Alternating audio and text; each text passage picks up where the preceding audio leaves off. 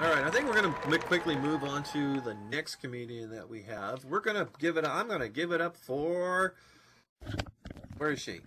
Hold on. Where's my? Oh, there she is. Why not? Yay for Yay! Why Not? Hello. Why not? See if I can get on the stage this week. Lord Almighty, I never have been good at this shit. Walking around. Woo, yay! Hey, Darkstone Aeon's supposed to be here, and I gotta see if he is. Is Darkstone Aeon in the house? I thought I did see somebody with that name. Hold on. Come on, let me see. Darkstone. Darkstone Aeon is asking our group to do a Relay for Life, and he's supposed to be here with the Relay for Life person, but I don't see him, so the heck with him. I'm going to go on without him. When he shows up, we'll talk to him then. Darkstone Aeon, where are you? All right. Anyhow, I was visiting my son and daughter-in-law last night, and I asked to borrow a newspaper, and my son's like, oh, God, Ma, this is 21st century. We don't waste money on newspapers. Here, use my iPad. I can tell you that friggin' fly never knew what hit it. Oh, wham! That's about all they're good for. You know what's meaner than a pit bull with AIDS? What? The guy that gave it to him. Whoa. Wow. I mean. Hey, did you hear J.C. Penney's having a Pee Wee Herman sale? All men's pants are half off. Yay. All right. This man comes home. He finds his wife packing up her bags, and he's like, where are you going? Las Vegas. I found out there are men that will pay me $400 to do what you do for free. And he's thinking, and he starts packing his bags. What are you doing? She asked. I'm going to Vegas with you. I want to see how you live on $800 a year. On their first date, Joe took Rose to the carnival, and when he asked her what she wanted to do first, she said, get weighed. So he took her to the man with the scale who guesses your weight, and he looked at Rose, and he said 120. And Rose weighed 117, so she got a prize. Well, they went to the roller coaster, and when that was over, Joe said, what do you want to do next? And she said, get weighed. So they went back. Of course, the man guessed her weight right this time. So she left without a prize, and they went for a ride on the merry-go-round. And when they got done, he asked her what she wanted to do next, and she said, I want to get weighed. And he's starting to think, God, she's weird. So he ends the evening quickly and leaves her at the door with a handshake. When she runs inside, her roommate's waiting up, and she goes, hey, how was your evening? She goes, willy, willy, wowsy.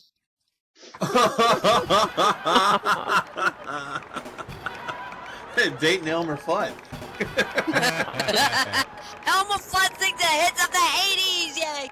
All right, Harry was really happy when he found this young woman who accepted his proposal of marriage because he was real sensitive about his wooden leg, and he was scared that nobody would marry him. So he couldn't even tell his fiancée about the leg when he gave her the ring. He couldn't tell her about it when she got the dress. He couldn't tell her about it when they picked the time, the place. He kept saying, I got a really big surprise for you. And she kept blushing and smiling at him. And well, on the wedding came, and they were alone in the motel room. And she says, don't forget, Harry, you promised me a big surprise. And he couldn't talk then. He just turned out the lights and unstrapped the wooden leg and slipped in the bed. And he put his wife's hand up on the stump. She goes, oh, my God, this is a surprise. Pass me the Vaseline. I'll see what I can do. That was a good one. This guy was visiting the Vatican, and he got separated from the tour group, and he wandered around a while, and he had to relieve himself. So he finally found this bathroom. He wanders in, and he was shocked. He saw the Pope sitting on a toilet masturbating. Well, he figured this would be an attraction few tourists ever saw, so he took some pictures, and the Pope recovered his composure and offered the guy $10,000 to get the camera. So he decided to take him up on the offer, and the whole exchange happened. Well, the camera was a pretty nice unit, so after the Pope ripped the film out, he decided to use it in his world travels, and one day he was in a foreign country, and a faithful person says, oh, wow, that's quite a camera. And he goes, how much you pay for that? And the Pope said, $10,000. And the guy goes, oh, my God, the guy who sold you that must have seen you coming.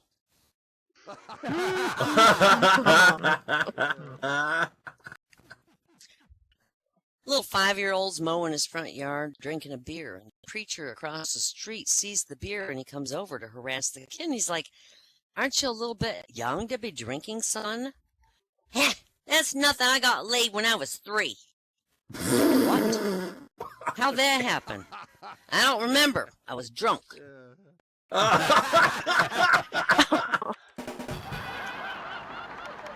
This wife says, "Today's Friday. Where's your pay envelope?" And the husband's like, "I already spent all my pay. I bought something for the house."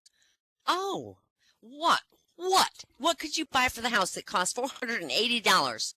He goes, 8 rounds of drinks.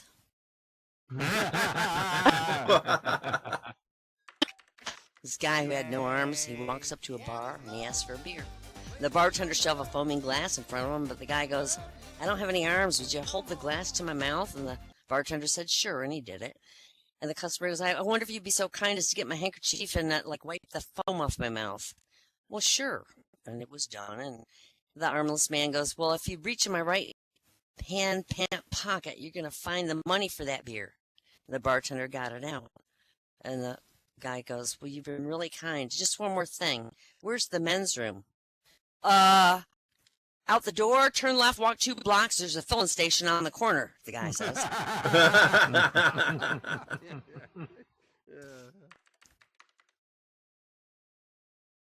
What can a goose do that a duck can't, but a lawyer should?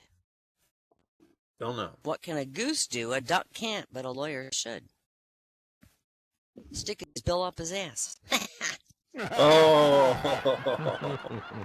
This woman from Texas and this woman from New York meet at this party.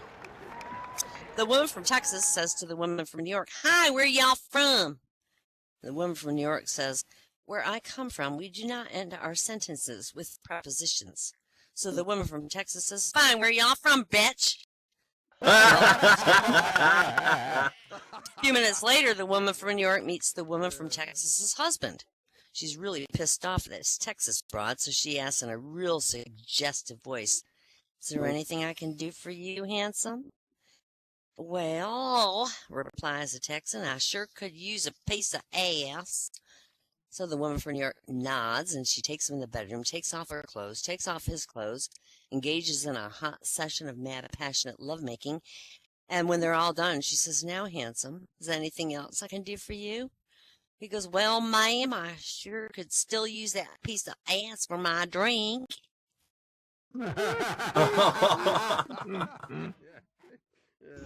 What do you get when you cross a godfather and a lawyer? An offer you can't understand. How does a single woman in New York get rid of cockroaches? She asks them for a commitment.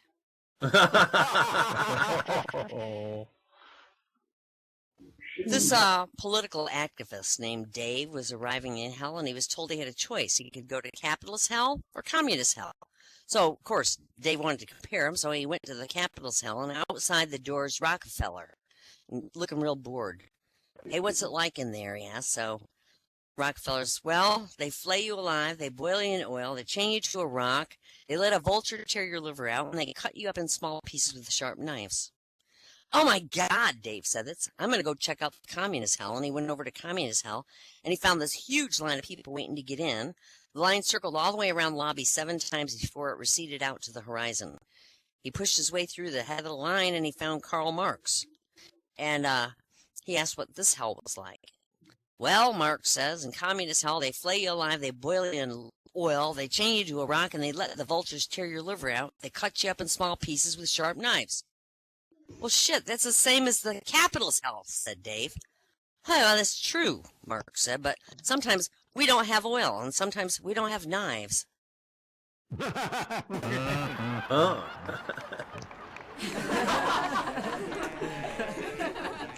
All right, this guy, 80 years after Little Bighorn, this East Coast journalist began research on George Armstrong Custer.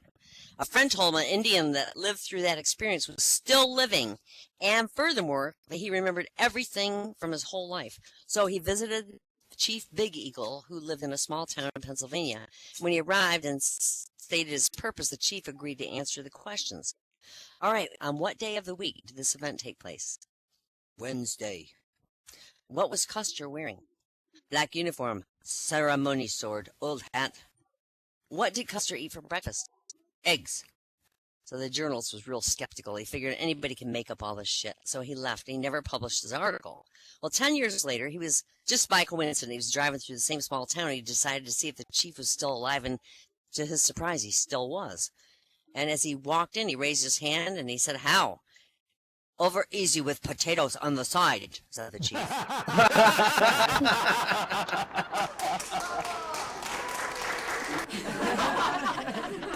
One day, this city dweller decided to ride out in the country, and he hopped in his fancy imported sports car, zipped down along a big highway for a while, and then got off and drove a real rural dirt road in the middle of a farm country. And he came across a farmer out in the field driving a tractor. But the farmer wasn't wearing any pants. "Hey, how come you're not wearing any pants?" "Well, city boy, the other day I went out a working in the fields and I plumb forgot to wear my shirt.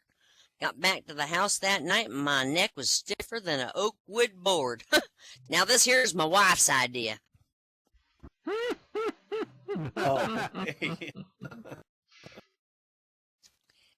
A man asks a waiter for a look at the dessert menu, and the waiter pulls it out with this little pouch in his uniform. And the man ordered a dessert, and the waiter relayed the information to the kitchen via the special communications device in his wristwatch. When the dessert arrived, the man, he was without a spoon, so the waiter pulls one from his breast pocket. This guy's amazed. He asked the waiter how was it he was so well prepared, handling all this shit without any going back to the kitchen. And the waiter said, "The owner has this efficiency expert. He wanted everything to run without a wasted moment." The man asked the purpose of the string tied to the trousers, and the waiter said, "Well, when he uses the urinal, he avoids dirtying his hands, so he doesn't need to waste time washing them. He just pulls the string and his penis will pop out." And the man asked the waiter how he gets his penis back in, and the waiter said, "Well, it's simple. I use a spoon." Hey, you know why you don't hear any more Jim jokes anymore? Jim Jones jokes anymore, I mean? No. Punchlines are too long.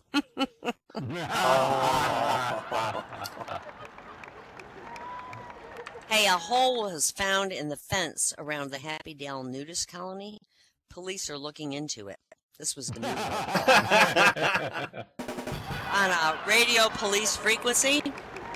Car 4, please investigate. Report of a new woman at large in vicinity. 700 block of Temple.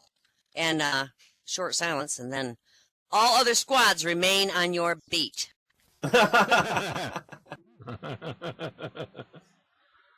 This guy and a woman walking a really posh rodeo drive furrier, and he says, "I want you to show this lady your finest mink." Well, the owner goes in the back. He comes out with his gorgeous full-length coat, and the lady tries it on. The furrier sidles up to the guy, and he goes, "Sir, that fur goes for $65,000. "No problem. I'll write you a check." "Well, very good, sir," says the shop owner. "Today's Saturday. You can come by on Monday to pick it up after the check's cleared." So the man and the woman leave. Well, Monday, the guy comes back, and the store owner's outraged. "How do you dare show your face in here? There was one single penny in that checking account." And the man says, "I just had to come by and thank you for the most wonderful weekend of my life." Okay. This guy picks up a woman in a bar, and he takes her home, and when he takes off his shoes and socks, his toes look awful. Something dreadful's happened to him. She's like, "Oh my God." And he goes, "Oh, I used to have polio." She says, "You mean polio?" "No, polio." So they continue, and he takes his pants off. His knees look like they were beaten with sledgehammers. "Oh my God," she said. "Yes, I used to have kneesleys." "You mean measles?" "No, kneesleys." Well, so they continue. When he takes off his underpants, she laughs, and she goes, "Ha, ha, ha, don't tell me, smallpox."